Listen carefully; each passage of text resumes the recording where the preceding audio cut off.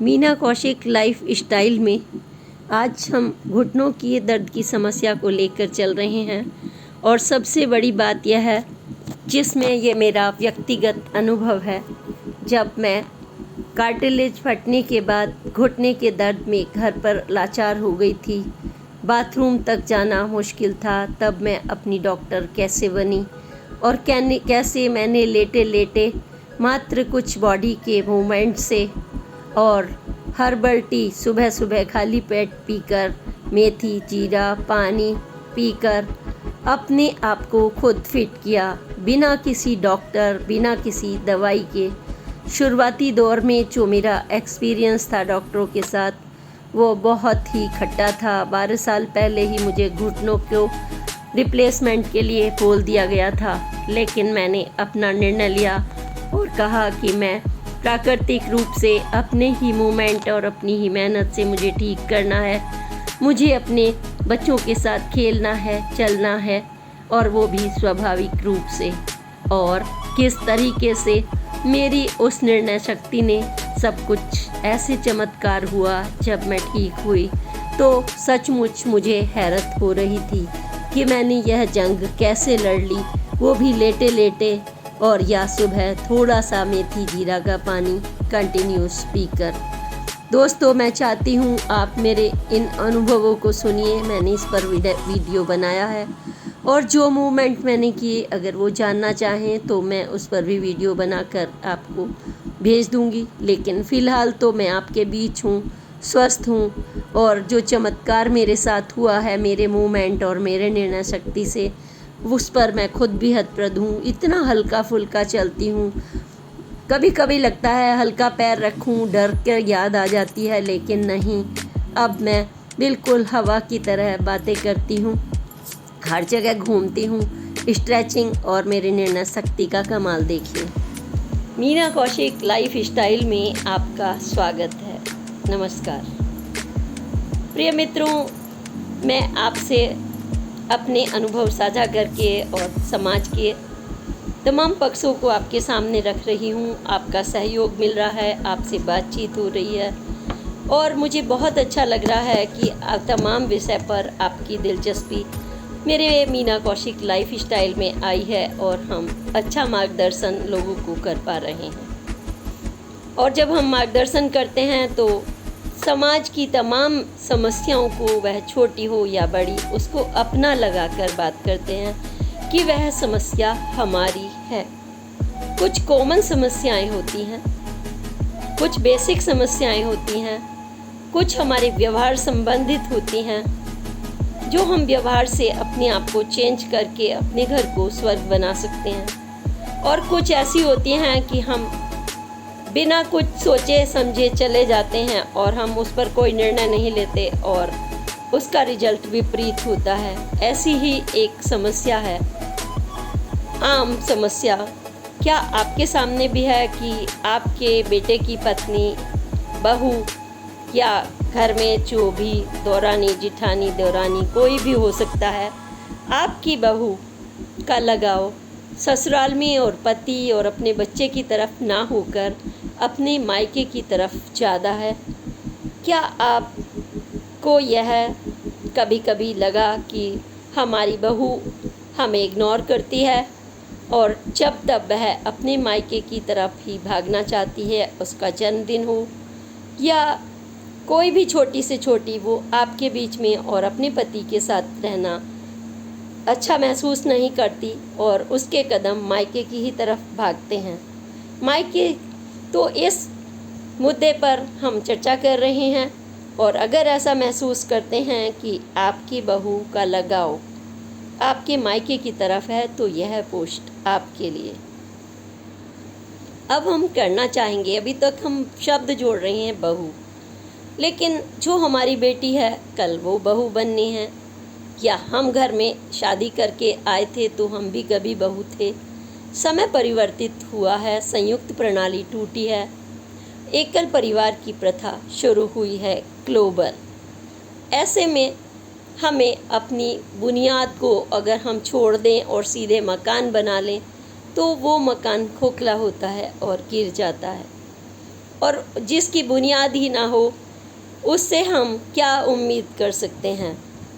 इसलिए हम बुनियाद की ही बात करेंगे कि हमारे घर में जो नया मेहमान बहू बनकर आई है, हमें उसे अपने आप में कैसे ढालना है, और वो नहीं ढल पाती तो उसके पति को उसे कैसे ढालना है, उसकी फीलिंग्स को कैसे समझना है कि वो मायके से दूर होकर आई है, हमें कितनी सपोर्ट देना है या कितनी नहीं देना। आंख बंद करके अगर आपकी पत्नी, आपकी बहू मायके भी भागना पसंद करती है, तो उस समय पतंग की तरह से आपको एक पतली सी डोर अपनी तरफ रखनी होती है, जो ऊंचाई पर ले जाने के लिए कभी खींचनी पड़ती है और कभी झटका देना पड़ता है, क्योंकि बहू तो हमारी है ना। अगर हमने अपनी बहू को ढीला छोड़ दिया पतंग, वो कहीं भी टूटकर गिर जाएगी, वो ना हमारी रहेगी ना खुद की रहेगी। आप मेरा पॉइंट समझ गए होंगे कि हमें एक मजबूत परिवार की नींव रखनी है, और संयुक्त परिवार से भी ज़्यादा पहले वह ध्यान रखना है कि हमने जिस बेटे की अपने प्यार से पाल पोस कर 25 साल का किया, शादी की, क्या वह शादी करके खुश है? क्या शादी करके उसे जैसा पार्टनर मिलना चाहिए था या पार्टनर को जैसा सहयोग देना चाहिए था उसे मिला या नहीं मिला? और नहीं मिला तो हमें कंट्रोल की चाबी हल्की फुल्की अपने हाथ में रखनी ही होगी, ख़ास तौर से आपके बेटे को, क्योंकि कानून की पेचीदगियाँ कभी कभी सास, बहू, माँ सबको मजबूर कर देती है, क्योंकि जो कानून हमारी अच्छाई के लिए बना है वह कभी कभी हमारे लिए मजबूरियाँ भी पैदा कर देता है, क्योंकि उसमें कुछ बहू बेटियाँ उसका मिसयूज़ करने से या उनके परिवार वाले बाज नहीं आ पाते। एक अच्छा कानून बना बेटी को सशक्त करने के लिए, बहू को सशक्त करने के लिए, हम उसका मिसयूज़ ना करें। यह चलिए दूसरा पक्ष है। मैं कह रही हूँ कि क्या आपकी बहू मायके की तरफ भागती है? तो ऐसे मैंने बहुत लोगों से बातचीत की, और विश्वास करिए बड़े बड़े लोगों ने, अमीर से लेकर गरीब, यह समस्या इतने भारी मन से मुझसे शेयर की। उन्होंने कहा हम मजबूर महसूस करते हैं, और हालत ये हो गई है कि बेटा या बहू आत्महत्या के करने तक पहुँचे। ईश्वर ने किसी को बचा दिया और किसी को नहीं बचाया, और जिसको नहीं बचाया उनकी ज़िंदगी क्लेश में ऐसी नरक में रहती है, जब हमारी बहू, हमारी बेटे की पत्नी अपने पति को पूरी तरह से स्वीकार नहीं कर पाती, और अपना जो मोह है उससे पूरी तरह से, हम नहीं कहेंगे कि वो निकले, उसकी बुनियाद, उसके संस्कार तो साथ में लाई होगी ना। उन संस्कारों के बूते जो उसकी माँ ने दिए हैं, अगर गलती से नहीं दिए तो क्या उसे अपनी सास, अपनी माँ, अपने पति से नहीं सीख लेने चाहिए? क्या उसे अपना घर नहीं संभाल लेना चाहिए? क्योंकि घर उसका है, ससुराल उसकी है, पति उसका है, ज़िंदगी का बहुत बड़ा हिस्सा उसको वहीं निभाना है।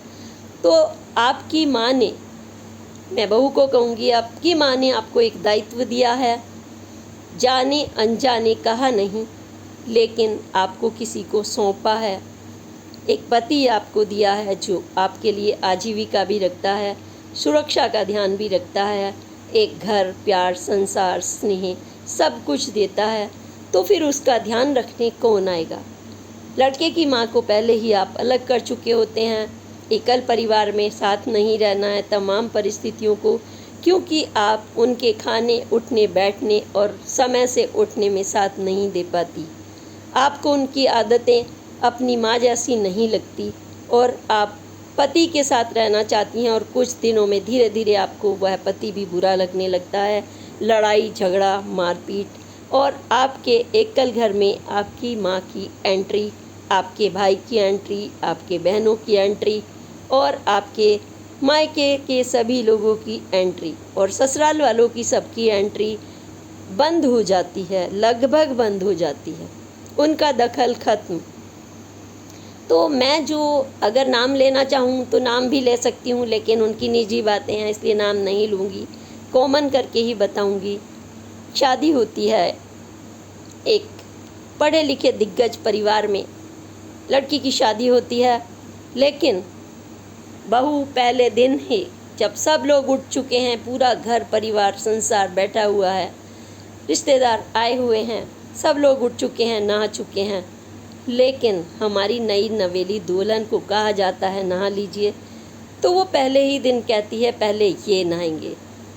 मतलब इसका क्या है कि नहाने जैसा एक व्यक्तिगत मतलब काम में हम सोचते पहले ये खाएंगे, तो एक बार को हम सोचते भी वो बहुत बड़ा त्याग कर रही है, लेकिन वो उठना नहीं चाहती और दिन भर उसकी एक आदत बन जाती है 3 बजे उठना, 4 बजे उठना, 5 बजे उठना।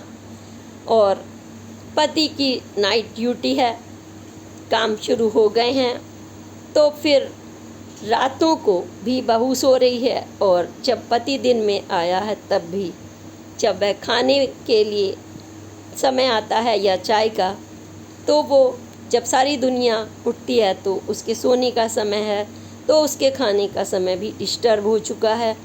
वह ना चाय पी पाएगा ना खाना, उसका तो हो गया भाई। लेकिन एक अच्छी पत्नी है, क्या वो सुबह अच्छा नाश्ता नहीं दे सकती? क्या समय पर चाय नहीं दे सकती? जब वह आता है तो उससे कहे रात को दूध नहीं रख सकती उसके लिए कि दूध ले आइए। आदमी काम से आया है, पहले वह दूध लाए। शाम को जब वो उठता है उसे कायदे से 4 घंटे बाद या 3 घंटे बाद वो उठा के दोपहर में खाना खिला सकती है, खुद भी खा सकती है, पर नहीं, वो भी अपने बिस्तर में गुमसुम रहती है, या बच्चे को छोड़कर आ गए, जब बाद में बच्चे होते हैं छोड़कर आ गए, फिर से सोना सोना सोना सोना कुंभकर्ण। और जब खाने का समय हुआ, ए जी क्या खाना खाओगे, यानी जब खाने के उसके ड्यूटी पर जाने का समय है, उससे आधे घंटे पहले पूछा जाए क्या खाओगे, तो खाने वाला झुंझला कर रह जाएगा, लेकिन परिवार टूट जाएगा, इसलिए वो बोलने वाला नहीं है। वो ऑफिस में जाके खाएगा, बाज़ार का खाएगा, या उसकी पत्नी ऑर्डर देकर अपने उल्टे सीधे खाना मंगाएगी, ब्रेड, अपने शौक़ के अनुसार अंडे, या फिर पिज़्ज़ा या मैगी। क्या आप इससे परिवार पालने की अच्छी उम्मीद करते हैं? यानी कि जो 25 साल बच्चा अच्छे से पला, शुद्ध खाना खाया, हेल्दी वेल्दी, वो 3 साल के अंदर बीमार हो जाता है, उसका पाचन तंत्र खराब हो जाता है, रोज़ रोज़ घर में झिक रहने लगती है, और तो और दारू और नशे की भी आदत शुरू हो जाती है। पत्नी आदत नहीं छुड़ाती, वो भी साथ में हाथ से छीन कर पीना शुरू कर देती है। यही ख़त्म नहीं होती गाथा। ज़रूरत पड़ने पर जब वो अपने मायके नहीं ले जाए, उसके पास पैसा नहीं हो, या वो अपने दोस्तों के साथ कुछ समय बिताना चाहे लड़का, उसका पति, तो गाड़ी में बैठे बैठे रोड पर उसको धक्का मारकर उसकी छाती पर लात मारकर कहे तुम नहीं जा सकते, वो भी दारूबाज साबित हो जाए और घर में आकर आत्महत्या की कोशिश करे और कहे कि मेरी बात इन्होंने नहीं सुनी, और अपनी माँ को फ़ोन करे कि मैं मर रही हूँ, स्क्रैच पर दुनिया भर का ड्रामा कर दे, और फिर ससुराल वालों को फ़ोन पर बुलाया जाए तो उस समय बेचारे ससुराल वाले क्या करेंगे? यह जीता जाता उदाहरण मैंने आपको दिया है किसी का। फिर एक ऐसा ही उदाहरण, एक पत्रकार होते हैं, बहुत ही दिग्गज होते हैं, किसी से अपनी व्यथा नहीं शेयर कर पाते, पंजाबी फैमिली से होते हैं, उनका बेटा किसी से लव मैरिज कर लेता है, पत्रकार हैं, ब्रॉड माइंडेड हैं, एक्सेप्ट कर लेते हैं, लेकिन यहाँ पर बात खत्म नहीं होती, वह अपने पति को अलग ले जाती है, अलग ले जाकर ससुराल वालों से कट ऑफ, बिल्कुल नहीं मिलना जुलना, तुम्हें नहीं जाना। पड़ोसी बताते रहते हैं आज आपका बेटा परेशान था, दोपहर में ये किया, आज उनके वो आया, ठीक है वो उसको इग्नोर करते हैं, लेकिन एक दिन पता चलता है उनको कि लड़की के भाई आए और उसको कूट काट कर चले गए हैं उनके बेटे को। फिर उनसे नहीं रहा गया, वो देखने के लिए गए, मारधाड़ का दृश्य था, उनसे नहीं रहा गया, उन्होंने हाथ पकड़ा, तो वो जाकर बेटी वाले टॉर्चर की रिपोर्ट पुलिस थाने में लिखते हैं पत्रकार के खिलाफ कि हमारी बेटी को टॉर्चर किया जा रहा है, ये भी रेस्पॉन्सिबल हैं। लेकिन जब पुलिस वाले इसकी खोजबीन करते हैं तो पता लगता है वो बेचारे तो कहीं दूर दूर तक भी नहीं थे। लड़की की तरफ से हर वक्त दखल, वहाँ पर दारू पीना, उनका खाना, और बेटे के पास जब पैसा नहीं हो बदतमीज़ी करना कि तुम काम नहीं करते, तुम योग्य नहीं हो, उनके घर संसार को नष्ट कर दिया था। मित्रों, हर घर की कहानी अलग अलग होगी, लेकिन समस्या एक कि माँ से ये लगाव है या लिबर्टी है। एक होती है आज़ादी, फ्रीडम, जिसमें हमारे बुनियादी होती हैं अधिकार, खाने का, पीने का, रहने का, बोलने का, काम करने का। लेकिन एक होती है लिबर्टी, स्वच्छंदता शब्द हम उसको यूज़ करेंगे कि हम कुछ भी मनमानी करें। क्या वो ठीक है? भाई, आपको पति मिल गया है, 25 साल का कमाया हुआ, नौकरी कमाता है, उसके माँ बाप ने तो कमाया, वो तो पैसा भी नहीं लेते, बस दूर से प्रार्थना करते रहते हैं हमारा बेटा ठीक रहे, हमारी बहू भी ठीक रहे, हमारा पौत्र भी ठीक रहे, वो प्रार्थना करती रहती है। लेकिन वो फ़ोन तक भी उठाना उचित नहीं समझते। कभी त्यौहार हुआ, मिलने आ गए तो ठीक है, बस हम उतना ही स्वागत स्माइल से करें, चाहे हमारा वो फ़ोन 25 बार उठाए ना उठाए, जवाब दे ना दे। कितना अच्छा तरीका है, कितनी अच्छी बहू है, देखो एक शब्द नहीं बोलती। यही कहेगी ना दुनिया कितनी अच्छी बहू है, वो तो जवाब भी नहीं देती बेचारी। ये बेचारगी है क्या स्वच्छंदता है? उधर आपका पति दारूबाज हो चुका है। क्यों? क्योंकि कर्जों में लदा हुआ है। आपके घर वाले आते हैं, उनके लिए दारू का इंतजाम करता है, खाने का करता है। कभी एक बहन आती है, एक के बच्चा हुआ है, कभी तो दूसरी की शादी है, कभी माँ का चोट लग गई है, तो कभी नानी मरने वाली है, तो कभी नाना मर गए हैं, और कभी भाई के बेटा हुआ है। बस पूरे साल उसको उनकी व्यवस्था करनी है। जो भी पैसा एक बहू या एक पत्नी अपने भविष्य के लिए छोटा सा खाने से बचा कर रखती है, अपने बेटे की या बेटी की फीस के लिए रखती है, वह मायके की तरफ खर्च हो रहा है। जब तब उसके पैर 200 किलोमीटर या 2000 किलोमीटर जाकर होटलों के रास्ते में रुकने में, घूमने में, फिरने में लगते हैं। एक ट्रिप में 1 लाख रुपया, 2 लाख, 50,000, जो भी उनकी हैसियत है उसके अनुसार करते हैं। वह पति आखिर आपकी ज़िंदगी को कैसे एक अपना घर दे सकेगा?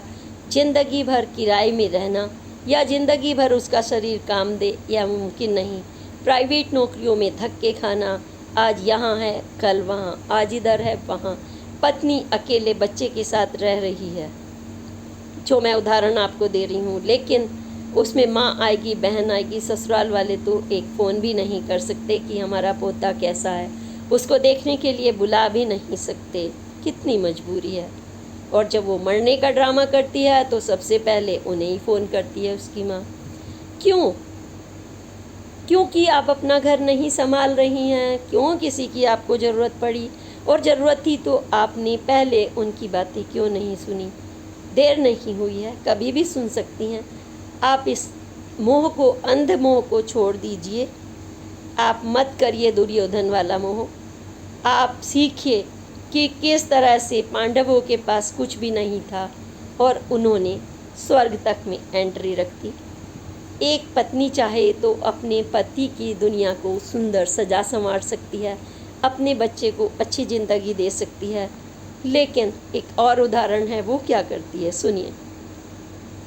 हंसी भी आती है, दुख भी होता है, समाज में ऐसा हो रहा है।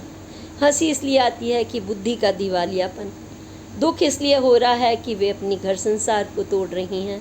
उन्हें नहीं पता हमारा पति पैसे कहाँ से ला रहा है। 1 लाख आया फटाफट ख़त्म, 2 लाख आया फटाफट ख़त्म। 4 पैसे जोड़ने की आदत नहीं। बच्चे की फ़ीस देनी है तो फ़ीस माफ़ करा दीजिए, इधर उधर स्कूल माफ़ नहीं करता तो आप उन पर गुर्रियाते हैं। क्यों? क्या हमने ये नहीं देखा कि आप बहुत कमा रहे हैं? क्या आपने उस पतंग की कंट्रोल अपने हाथ में रखी?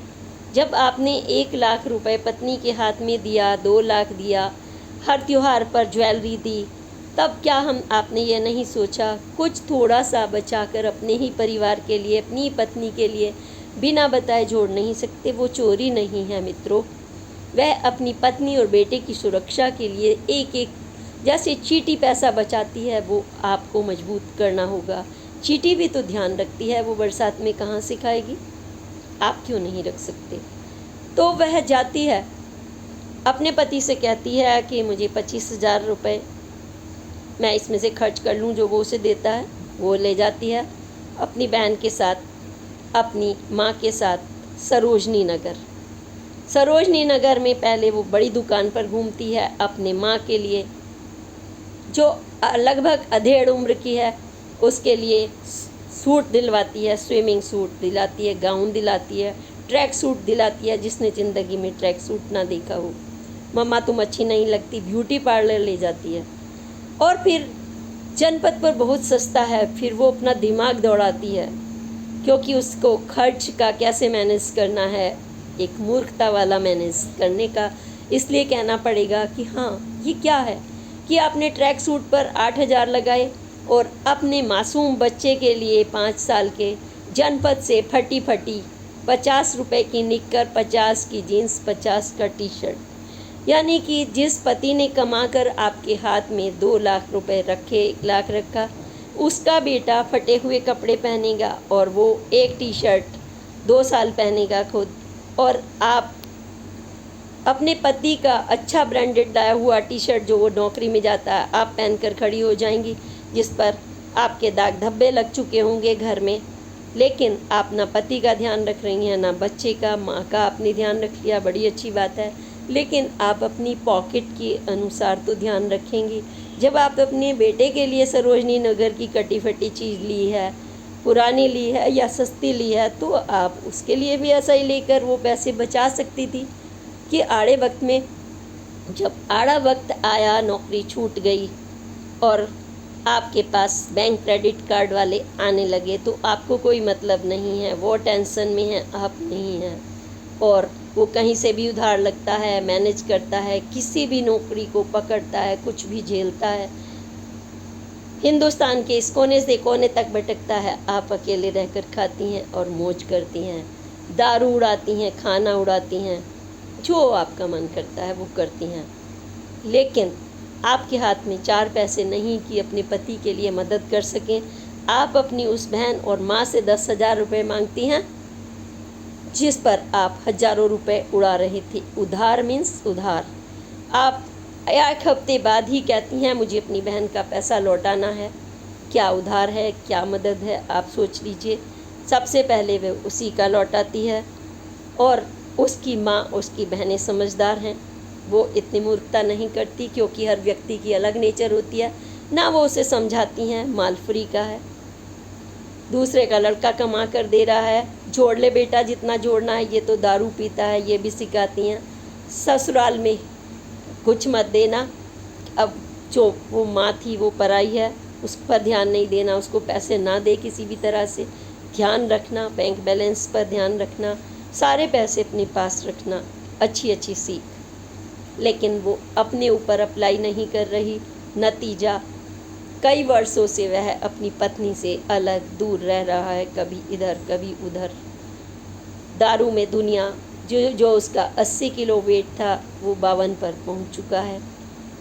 पत्नी का वेट जो 45 था वो 75 पर पहुंच चुका है। मायके वाले का यह लगाव कैसा है।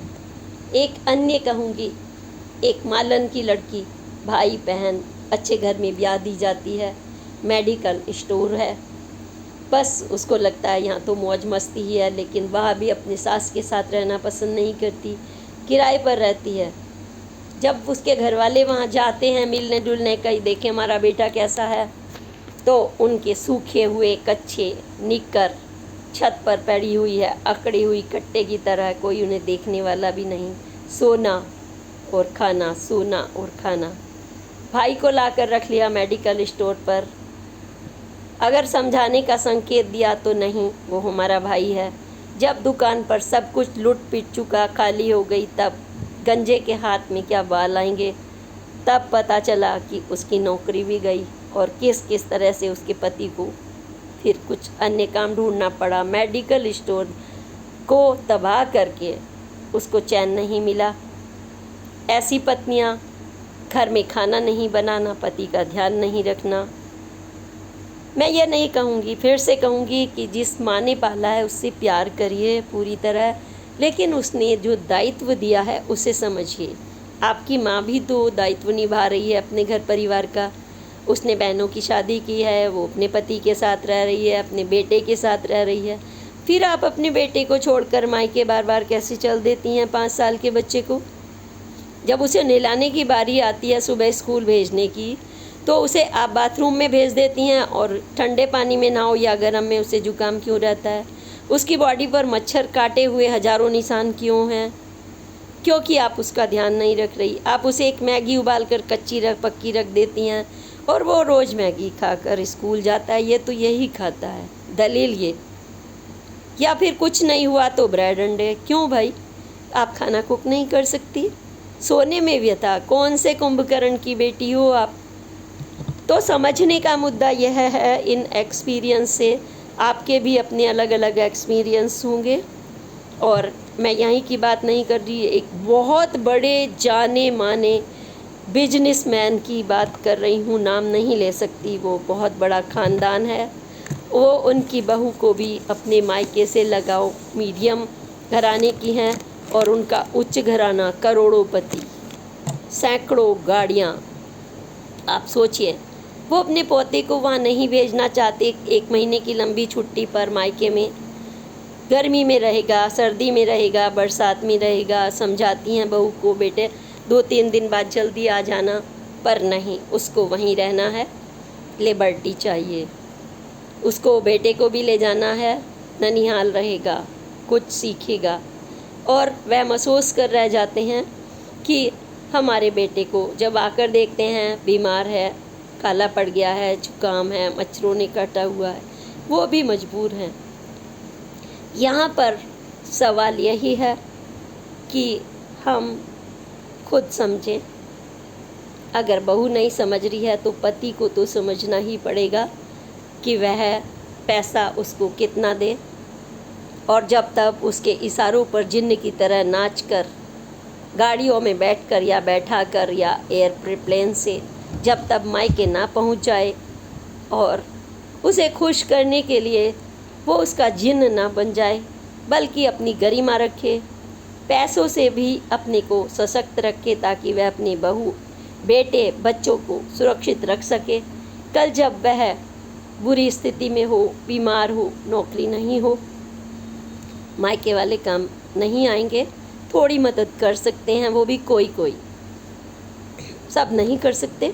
इसलिए आपको सतर्क रहना है, सावधान रहना है, स्वस्थ रहना है। परिवार आपका है, घर आपका है, बेटा आपका है, पति आपका है।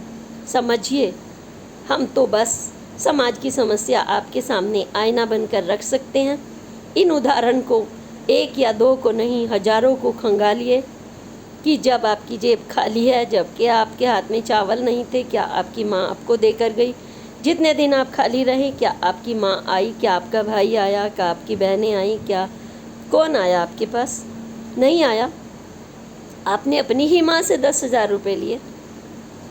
पड़ोसी से ले सकते हो, वो ज़्यादा मदद कर सकता है, क्योंकि अगर आपको जोड़ना आता है तो आपको अपनी माँ, अपने रिश्तेदार के सामने झुकने की ज़रूरत नहीं। अगर आपको रोज़ के 500 रुपये मिलते हैं, आप उसमें से भी बचत कर सकती हैं। पति की जितनी कमाई है उसी में उसे सपोर्ट करिए, उसे स्वस्थ रखिए, उसे हेल्दी रखिए, खुद भी हेल्दी रखिए। सोने वालों का इतिहास नहीं बनता, नशा करने वालों का इतिहास नहीं बनता, गैर जिम्मेदारी करने वालों का इतिहास भी नहीं बनता। इतिहास उनका बनता है जो छोटा सा काम करके अंबानी बनते हैं, टाटा बनते हैं, मोदी बनते हैं, मुजला बनते हैं। इतिहास उनका बनता है जो अब तिनका तिनका कर अपना घर बनाते हैं। उनका नहीं बनता जिनके हाथ में 100 रुपये हैं और 100 को बर्बाद करके फिर कहते हैं क्रेडिट कार्ड। पति क्या कर रहा है, कोई मतलब नहीं। समझ लीजिए, आप ही का घर है, आत्महत्या कोई निदान नहीं। आपका पति कितनी बार प्रयास कर चुका आत्महत्या का, आपको यह भी इल्म नहीं। वो किन बीमारियों से ग्रस्त है आपको नहीं मालूम। जबकि एक पत्नी आँखों से पता लगा लेती है उसके पति को क्या हुआ है, बेटे कितना दुखी है, सास का क्या हाल है। एक एक झलक आपकी बता देती है आप खुश हैं या नहीं। वीडियो को लंबा ना करते हुए मैं चाहूँगी आप अपनी एक्सपीरियंस मुझे साझा करें और बताएं, क्या आपके घर में, पड़ोस में, आस पास, फैमिली में भी कहीं ऐसी बहू है? अगर है तो वो कंट्रोल नहीं कर पा रही तो परिवार में कम से कम पति या कोई घर का सदस्य उसकी पतंग को थोड़ा सा कंट्रोल करे ताकि वो पतंग हमेशा ऊंची उड़ सके, वो ज़मीन पर ना गिरे, वो बुलंदियाँ छू सके। बहू हमारी है, पत्नी हमारी है, मत करिए यह गलती। और तमाम बेटों के लिए मैं बोलना चाहूँगी, माँ आपकी है और बहू आपकी है। कैसे आप एक को अलग कर देते हैं? कैसे आप एक दिन में आई अपनी सास को, अपनी बहू की माँ को मम्मी जी मम्मी जी मम्मी जी क्या कर इज्जत देते हैं, और अपनी माँ का फ़ोन भी आए तो आप काट देते हैं। कौन सी शर्म आपको यह सिखा रही है? कौन सी भारतीय संस्कृति? आप मजबूर हो गए हैं क्योंकि आपका मन नहीं करता, आपको गरीबी है, आपको नौकरी नहीं मिल रही, आप झुंझलाए हुए हो, आप सोच रहे हो माँ मदद नहीं कर रही है, माँ आपकी टाटा बिरला अंबानी नहीं है बेटा। ऐसी तमाम माएँ यही कहती हैं और मैं उन माँओं का दर्द आपके सामने लेकर आई हूँ। अगर आपके सामने ऐसा हो रहा है तो अपनी पतंग की डोर अपने हाथ में लीजिए। जितना आप कमा रहे हैं मत लुटाइए, मत लुटाने दीजिए। आपका मासूम बच्चा पढ़ कैसे लिखेगा, कैसे उसकी बुनियाद मजबूत होगी? आपके क्रेडिट कार्ड में फंसा यह बच्चा कल आपकी पत्नी के पास भी लोग आएंगे जैसे गाड़ी को उठाकर ले जाते हैं। उफ़, ये त्रासदियाँ, ये आत्महत्याएँ, इन सब से बचिए प्लीज़। फिर आप गवर्नमेंट को दोष देंगे क्योंकि गवर्नमेंट आपके लिए सिस्टम बनाती है, आपको तो खुद ही मजबूत होना होता है ना। जय हिंद, जय भारत। मेरी पोस्ट को लाइक करिए, सब्सक्राइब करिए, और अगर आप सब्सक्राइब करते हैं तो मेरी हिम्मत बढ़ती है कि हाँ, जो मैंने विचार साझा किए हैं, जो मेहनत की है, आप लोगों के विचार जनता तक पहुंचाने का प्रयास किया है, आप सबके विचारों को मैं आगे पहुंचा रही हूं, मैं आपका आईना बनना चाहती हूं, बन रही हूं, तभी मेरी हिम्मत बढ़ेगी। अन्यथा जैसे दीपक होता है, जब तक आप तेल डालते हैं जलता रहता है। इसीलिए आप मुझे भी अपने साथ से हिम्मत दीजिए, आप अपने प्यारे प्यारे कमेंट करिएगा। धन्यवाद। जो भी पोस्ट आए मुझे आपके कमेंट का इंतज़ार रहेगा।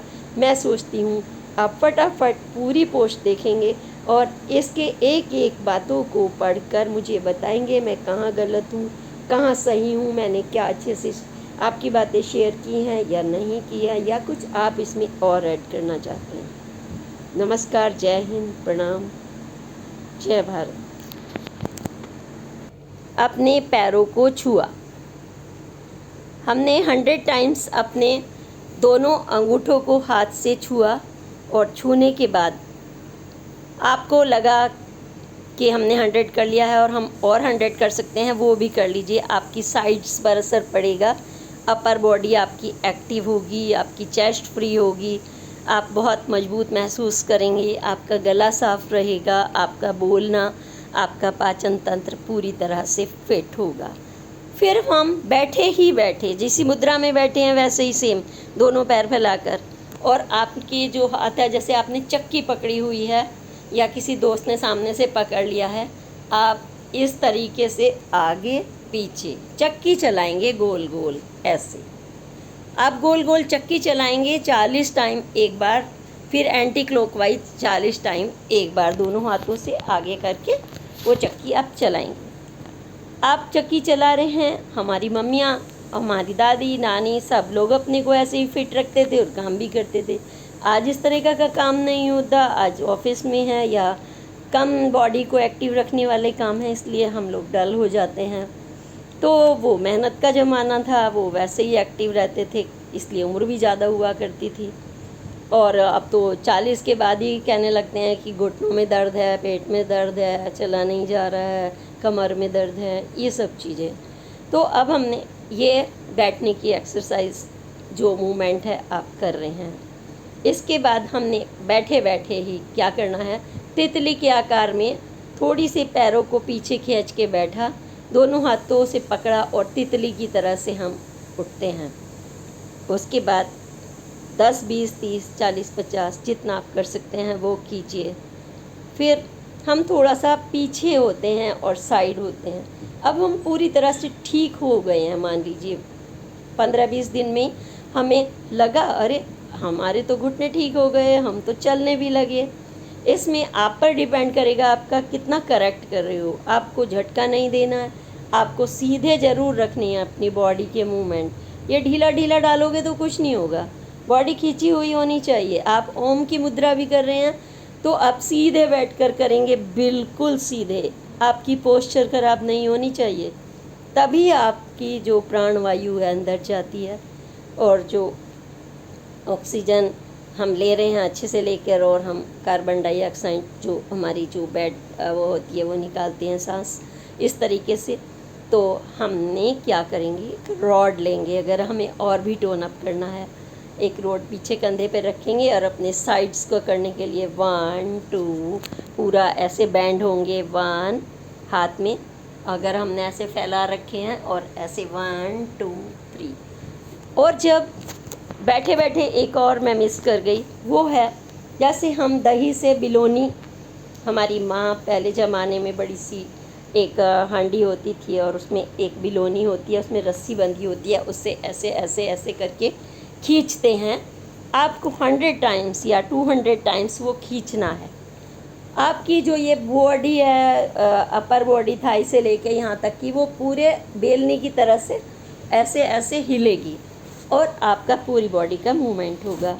दोस्तों ये करके ज़रूर देखना, शरीर पर झटका मत दीजिएगा। फिर आप मुझे बताना कि ये एक्सपीरियंस आपके कितने काम आए। बिना दवा के और मात्र मेथी, जीरा और अजवाइन के पानी से हम फिट हो सकते हैं। आपका डिटर्मिनेशन, ये बॉडी आपकी है, ये शरीर आपका है, आपको कोई सहयोग नहीं करेगा। कितने दिन आप पर हमदर्दी करेगा, बच्चे कब तक आपको उठकर चाय पिलाएंगे या रोटी देंगे, नौबत तो ये आ जाएगी वो नहलाएंगे भी, वहाँ गंदगी मचेगी। आप अपने को भगवान ने इतना सुंदर बनाया, इतना सुंदर दिमाग दिया, इतनी सुंदर बॉडी दी है, उसको आप संभाल के रखिए अपनी मुट्ठी में, क्योंकि आप हैं तो सारी दुनिया सुंदर है, आप स्वस्थ हैं तो सारी दुनिया सुंदर है। इसलिए अपने खान पान, अपने विचारों को शुद्ध रखिए, अपने को खुद को एक्टिव रखिए। एक सबसे बड़ी बात कहूँगी, एक छोटे से छोटा काम भी अपने आप करिए। बिजली का बिल, बिजली का स्विच खोलना है, पंखा खोलना है, खुद उठिए। आपको पानी पीना है, खुद उठिए। आपकी सीटी कुकर में आ गई है, खुद उठिए। कोई मेहमान आया दौर पर, कोई दूध वाला है, खुद उठिए। अगर आपने ये आदत बना ली और तो आप सोच लीजिए आप स्वस्थ हैं और स्वस्थ रहेंगे। और अगर आपने अपना हर काम किसी और को देना शुरू किया, बेटा ज़रा पंखा बंद कर दो, बेटा ज़रा फैन चला दो, बेटा ज़रा डोर खोल दो, बेटा ज़रा पानी दे दो, तो यू आर व्हाट फॉर, कि तुम अपना काम नहीं कर सकते। और आप कहेंगे अब तो हम बड़े हो गए हैं, सारी उम्र से करते आ रहे हैं। अरे भाई, आपने घर में मशीन देखी होगी, क्यूरिट देखा है, एलईडी है, टीवी है, मशीन है, गाड़ी है, जब तक चलती रहती है तो कितनी परफेक्ट चलती है। जैसे ही आप उसको 2 महीने घर में रख दीजिए तो वो उसकी बैटरी गई, क्यूरिट खराब, वॉशिंग मशीन खराब, सिलने वाली मशीन खराब। तो ये हमारी भी बॉडी जो है एक मशीन है, बेहतर है सारी मशीनों में, क्योंकि उसके पास दिमाग है। वो मशीनें तो दूसरे पर डिपेंडेंट हैं, पर आपकी मशीन तो आपके हाथ में है ना। क्या आप इस बात से एग्री करते हैं?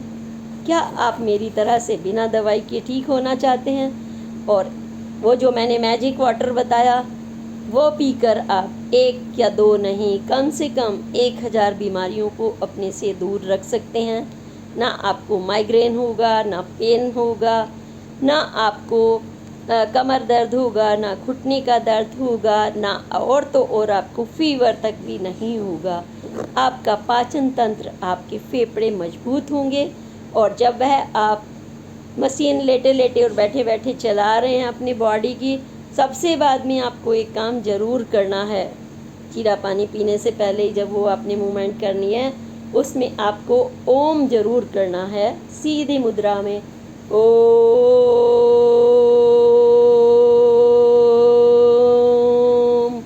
ये हमारे टो से लेकर घुटने, चेस्ट, गर्दन, मस्तिष्क, आइज, आँखों तक के अंदर हमारे को पूरी तरह प्योरीफाई करता है। लगता है एक प्राण शक्ति हमारे अंदर आ रही है, यही हमारे को पॉजिटिविटी देती है। पूरी ब्रह्मांड की हवा लगती है उस समय हमारे मस्तिष्क में आ रही है।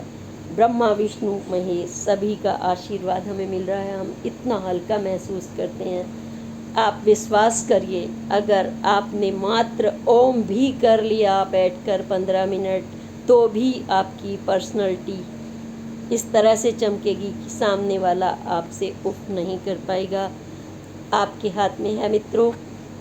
हाँ, एक और रिक्वेस्ट है, अगर किसी भी तरह की बहुत एक्सपीरियंस है पत्रकारिता का, फादर प्रधान रहे, मदर टीचर रही, भाई डॉक्टर रहे और सभी हैं मतलब, और अच्छे अच्छे प्रोफेशन में हैं। मैं उस घर से आती हूँ जो गांव की मिट्टी से पलकर देश और विदेश में 101 प्रधानमंत्रियों के बीच शिखर सम्मेलन भी मैंने कवर किया है।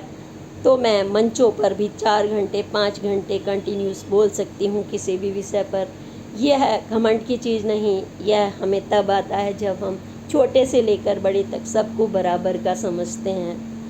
जब हम कहते हैं कि हम हैं, तो हम मीन्स यूनिवर्स हमारे साथ होता है, तो एक पॉजिटिविटी के साथ हमारे अंदर अनुभव आता चला जाता है। हम उसे गेन करें, देखकर इग्नोर ना करें।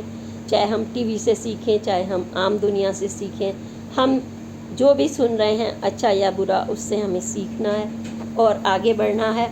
और मैं चाहूँ आप मुझे लाइक और सब्सक्राइब ज़रूर करें, ताकि हम समाज के तमाम पहलुओं को लेकर हम एक ऐसे राष्ट्र का निर्माण कर सकें जो स्वस्थ हो, सुंदर हो, बेहतर हो, और हम विश्व गुरु बनने की तरफ जैसे रहे हैं भारत, वैसा ही रहे।